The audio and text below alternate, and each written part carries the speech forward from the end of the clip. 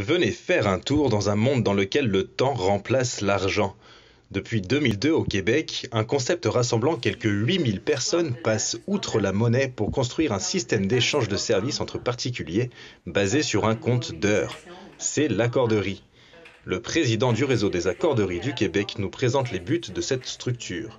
L'accorderie, c'est d'abord et avant tout une organisation de solidarité qui vise à lutter contre l'exclusion et la pauvreté dans une approche de mixité sociale, donc qui intègre des gens de différentes classes sociales dans cette lutte contre la pauvreté. Au travers des 13 accorderies créées au Québec, on ne consomme pas, on s'entraide en fonction de ses propres besoins. L'égalité entre accordeurs est le principe fondateur. Chaque membre a un compte de temps sur lequel les heures sont créditées ou débitées. Une heure de cours de cuisine s'échange par exemple contre un cours de percussion, ou encore une heure de bricolage à domicile se troque contre une autre heure en atelier couture, comme ici à l'accorderie de Rosemont, l'une des 3 créées à Montréal. Membre depuis 6 mois, Tracy Samantha est l'animatrice du jour. J'ai quand même eu le temps de faire du yoga. J'ai eu une coupe de cheveux.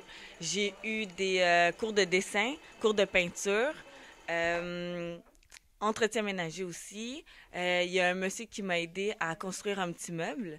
C'est vraiment satisfaisant. C'est vraiment, pour moi, c'est enrichissant de faire un échange qui ne soit pas basé sur un truc d'argent.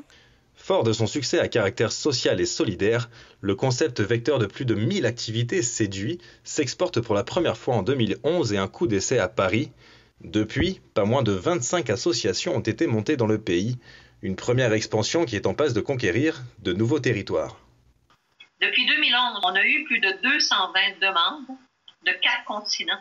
Il y a eu des gens de Séoul qui sont venus, du Maroc, de la Belgique. On a eu toutes les provinces canadiennes, les États-Unis. Alors vraiment, il y a un grand intérêt. Ce qui freine le développement, c'est qu'il faut absolument assurer la pérennité des accorderies. Ce qu'on cherche, nous, à obtenir, c'est d'aller chercher entre 30 et 40% de financement gouvernemental pour le fonctionnement de base.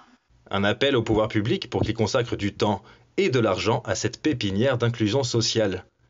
Un reportage de Théodore Doucet à Montréal pour l'Outarde Libéré.